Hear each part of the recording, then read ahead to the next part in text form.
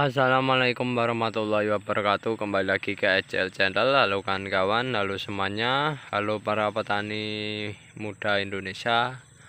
Di kesempatan pagi yang berbahagia kali ini, di sini saya akan mentutorialkan bagaimana cara melakukan proses pemupukan kemangi. Dan ini penampakannya yaitu tanaman kemangi di usia kurang lebih 2 minggu setelah penanaman. Di usia 2 minggu setelah penanaman ini perlu kita pupuk suplai dengan menggunakan perlakuan yaitu semi organik. Artinya kita memadukan antara pupuk organik dan pupuk non organik. Pupuk organik yang kita pergunakan nantinya dalam budidaya kemangi semacam ini itu kita hanya menggunakan pupuk organik cair, dan yang non organik yaitu kita menggunakan pupuk urea, yang dimana ini kandungan nitrogennya yang cukup tinggi. Biasanya untuk pertumbuhan tanaman itu begitu cepat. Dan yang jelas air juga kita perlukan untuk nantinya kita encerkan, dan teknik penyiramannya akan kita lakukan dengan cara dikocor ya. Oleh sebab itu,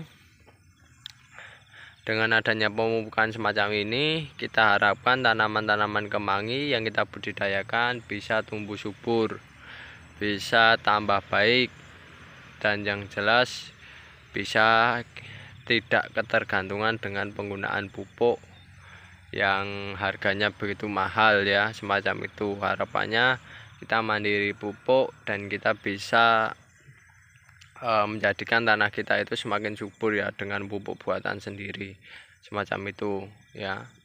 Dan yang jelas tanahnya tidak semakin lama tidak rusak ya, semacam itu.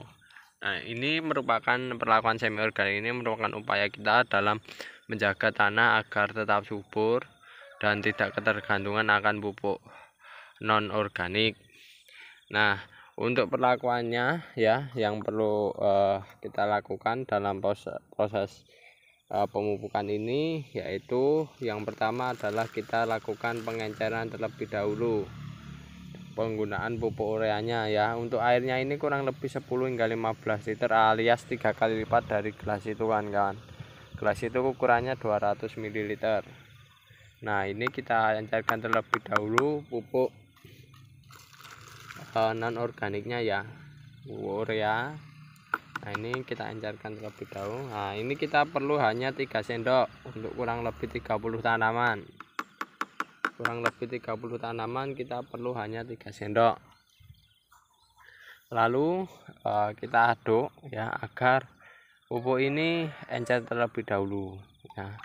Karena pupuk ini perlu kita menunggu waktu beberapa saat agar mereka homogen dengan air. Karena apa? Karena dalam kondisi cair tanaman itu mudah menyerapnya, dan yang jelas dalam kondisi cair pula lah tanaman nanti bisa mempergunakannya secara baik ya dalam metabolismenya. Karena kalau kondisi padat itu biasanya akan kesulitan, bahkan nanti yang terjadi tanaman malah terjadi proses perubahan konsentrasi ya antara yang berada di sel tanaman dengan pupuknya, sehingga nantinya tanaman tidak kuat dan pada akhirnya layu dan mati, semacam itu. Nah, setelah sekiranya encer semacam ini kan kawan, encer ya sudah tidak kelihatan butiran-butirannya, barulah kita tambahkan pupuk organik cair ya. Pupuk organik cairnya cukup kurang lebih ini kan kawan, 200 ml ya, atau 1 gelas kayak gini. Itu untuk 30 tanaman ya, 30 tanaman.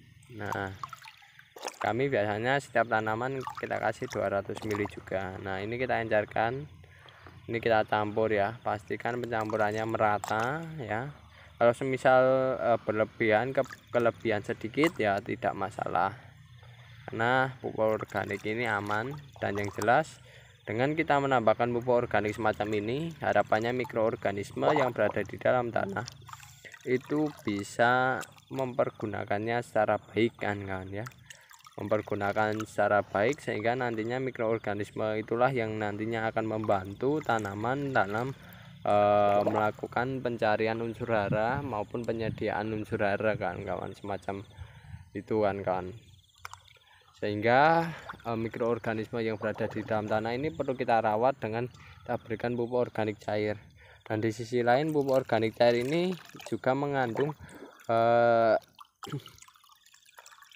unsur-unsur hara yang terdapat pada bahan-bahan organik ya. Jadi ketika kita aplikasikan ke tanah itu unsur haranya bisa tersedia unsur hara, dan yang jelas unsur hara tersebut merupakan unsur hara organik yang aman bagi tumbuhan, semacam itu kan kawan.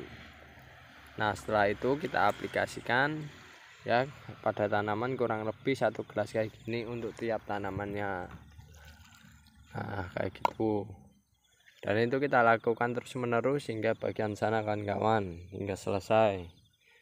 Dan yang jelas kita melakukan ini kawan-kawan agar yang jelas tanamannya semakin subur dan tanahnya juga terjaga, semacam itu.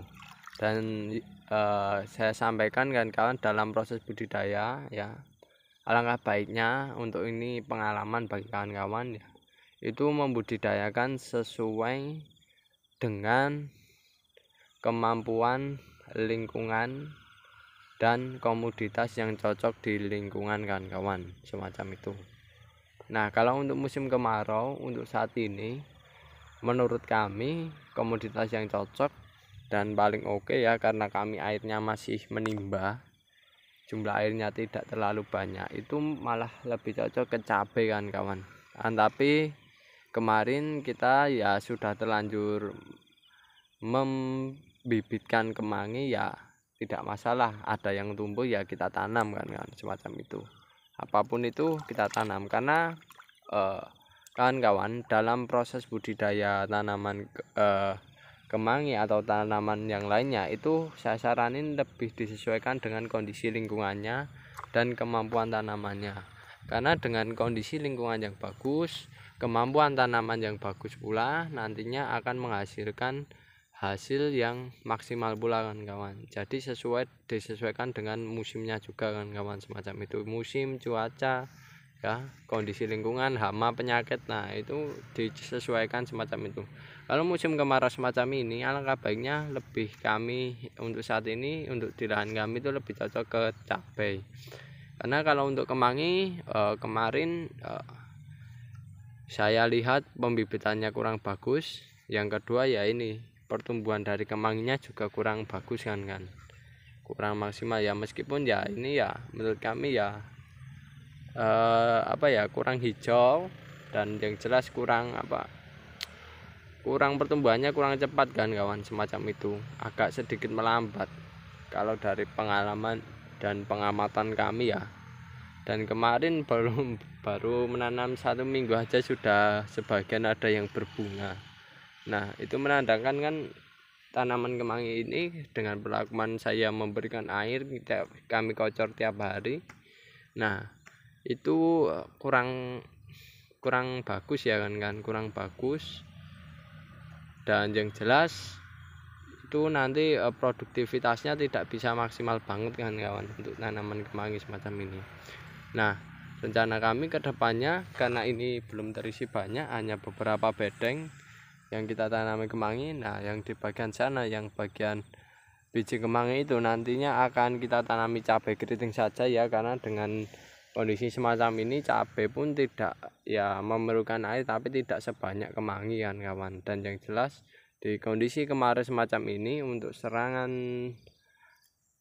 hamanya itu paling lalat buah, tapi kalau untuk serangan penyakitnya kayak pate yang menyerang buah cabai itu jarang kan kawan. Sehingga lebih kami produktivitaskan lahannya, nanti ke depannya akan kita tanami cabai. Dan yang sudah terjadi ya biarlah terjadi, kita rawat, kita tanam tetap ya, semoga hasilnya tetap bisa memuaskan ya kan kawan. tidak merugi lah semacam itu. Tapi kalau kami ya masih oke lah, masih ini masih tahap masih bentuk tanamannya masih oke lah, tidak kunting lah semacam itu. Kalau kunting wah itu sudah parah sekali kan itu sudah agak sulit ya untuk melakukan proses budidayanya kan. Tapi kalau masih mau memunculkan tunas, cabang dan tinggi yang cukup bagus, nah insya Allah hasilnya juga bisa bagus pula kan. Karena untuk saat ini kan kawan, di musim kemarau kayak gini itu kalau saat ini ya kan kawan, itu di pasaran itu sulit sekali untuk mencari kemangi ya, hasil kemangi yang kita jual, daun maupun batang kemangi itu yang dijual di pasaran itu sangat sulit sekali kan. Bahkan di pasaran itu tidak ada orang yang jual ya. Kalau kemarin lihat pasar semacam itu tidak ada orang jual kemangi. Karena apa? Karena prosesnya itu pembibitannya, lalu proses penanaman, perawatan itu sulit kan kalau musim kayak gini.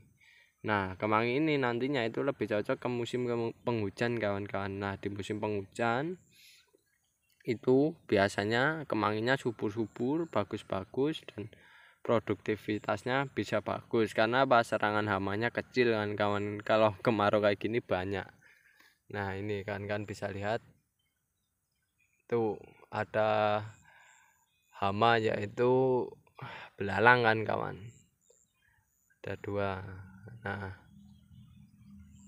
ini kalau daun-daunan lebih saya saranin kalau untuk kemangi lebih di musim penghujan ya kan kawan. Tapi tidak masalah, kita selalu rawat dan kita selalu jaga agar hasilnya tetap maksimal.